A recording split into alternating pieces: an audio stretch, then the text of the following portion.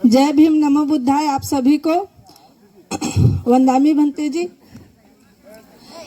मैं प्रकृति बौद्ध बिलासपुर छत्तीसगढ़ से। मैं अपने इस सामने बैठी महिलाओं को ही मैं कुछ बताना चाहती हूँ अपने बारे में। खास करके मैं भी यहीं से हूँ, इसी बिहार से हूँ। शादी होकर छत्तीसगढ़ गई हूँ और मेरा जन्म है यूपी और ननिहाल है बिहार।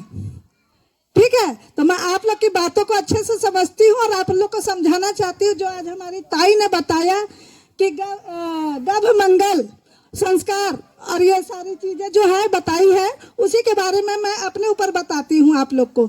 मैं जब शादी होकर आई और मेरे बच्चे जब हुए ना, तो ना हमने गभ मंगल कोई संस्कार किया, जिसको हम छठी बोलते हैं। जैसे डिलीवरी होती है तो छठी मनाते हैं ना, हाँ छठी मनाते हैं ना, तो छठी हमने नहीं किया। ना अपने बच्चे को आंख में काजल लगाया, ना धागा बांधा, ना कुछ भी नहीं किया। उसके बावजूद भी आज मेरे बच्चे पढ़ लिख के, एक बेटा सिविल इंजीनियरिंग कर रहा है और बेटी पत्रकारिता कर रही है। और मैं अपने बारे में बता रही हूँ। मैं जब शादी नहीं हुआ था उससे पहले मैं 5वीं तक पढ़ी थी। उसके बाद शादी के बाद ना ओपन स्कूल से पढ़ करके 10वीं का पेपर देकर 10वीं क्लास तक पढ़ी बस। और उसके बाद मैं जब समाज में ऐसी आने जाने लगी, उठने बैठने लगी, तो मेरे को सारी चीजें पता चला और मैं समाज से जुड़ते गई और आज बहुत सारी संगठनों से जुड़ी हूँ और बात करती हूँ। और महिलाओं के उत्थान के लिए भी हम लोग काम करते हैं सब मिल करके। जो महिला सशक्तिकरण है, ये सब हम लोग मिले हुए हैं, मिल करके काम करते हैं महिलाओं को उत्थान करने के लिए। तो मैं खास करके बिहार के महिलाओं से कहना चाहूंगी, हम भी नहीं लगाए हैं सिंदूर। देखिए, कुछ नहीं लगाए, ना गले में मंगलसूत्र पहने हैं, ना सिंदूर लगाए, कुछ भी नहीं लगाए हैं। उसके बावजूद भी हम भी स्वस्थ हैं, हमारा पति भी स्वस्थ है और हमारे बच्चे भी स्वस्थ हैं। इसी तरह से अगर जो आप भी नहीं लगाओगे ना, तो उसे कुछ नहीं होना है, कुछ नहीं होगा, ना कुछ बिगड़ेगा, बल्कि आप और ज्यादा स्वस्थ रहोगे, आपका पति भी स्वस्थ रहेगा और आपके बच्चे, घर परिवार पूरा स्वस्थ रहेगा। क्योंकि सिंदूर जो हम लगाते हैं ना, इससे हमारे धीरे धीरे ना शरीर में ना सिंदूर का जो बैक्टीरिया होता है वो हमारे शरीर में अंदर जाता है और उसके वजह से हमारे बाल झड़ते हैं जल्दी और सामने का जो बाल है ना, ये वो सफेद हो जाता है। तो सिंदूर बहुत हानिकारक केमिकल भी है। तो मैं अपने बिहार के बहनों से कहना चाहूंगी कि आप लोग इस संगठन में आइए और डेली आकर के, ज्यादा नहीं तो 1 घंटा यहाँ बैठिए और बैठ के लोगों के विचार को सुनिए, समझिए और साथ हाथ में हाथ मिला करके चलिए और काम कीजिए।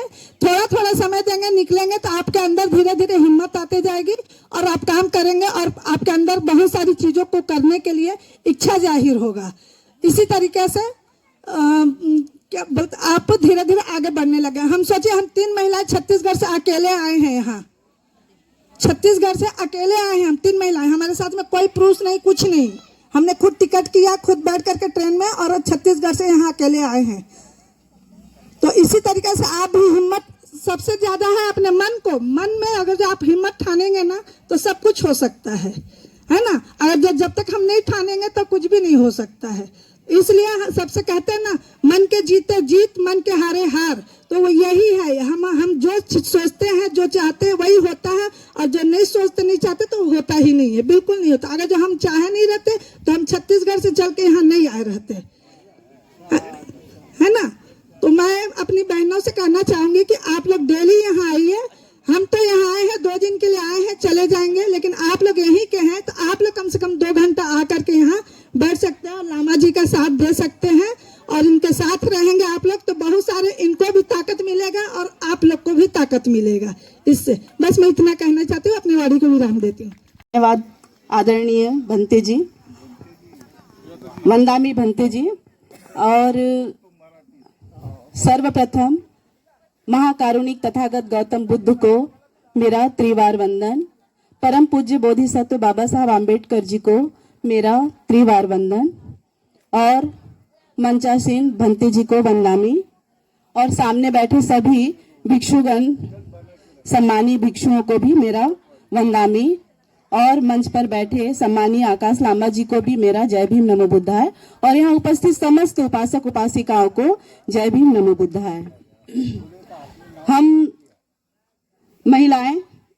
3 महिलाएं अभी 1 फरवरी को यहाँ छत्तीसगढ़ बिलासपुर से पहुंचे हैं।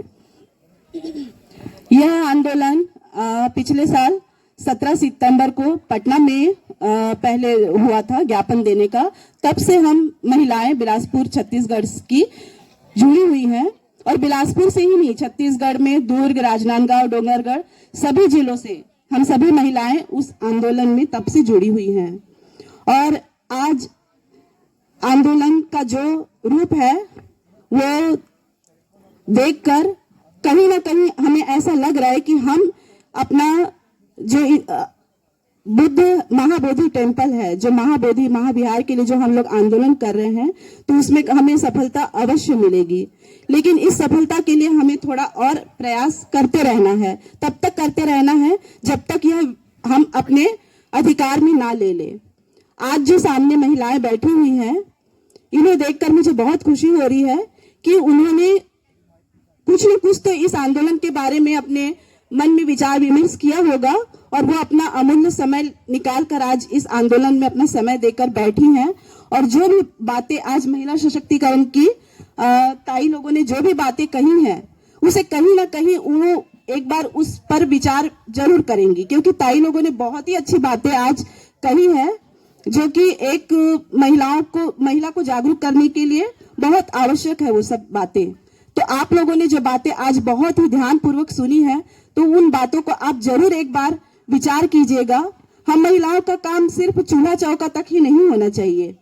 आज का टाइम, उस समय जब आई सावित्री पढ़ रही थी तो कुछ भी सुख साधन नहीं थे और उन्होंने तो काफी संघर्ष किया और पढ़ लिख कर हम महिलाएं आज उन्हीं की बदौलत आज पढ़ लिख कर आज मेरे हाथ में माइक है, मैं बोल पा रही हूँ, आप बोल पा रही हैं, आप इतनी स्वतंत्र हैं। तो कहीं ना कहीं हमारे बहुजन महापुरुषों का त्याग संघर्ष है, जिसकी वजह से आज हम लोग इतना स्वतंत्र होकर घूम रही हैं।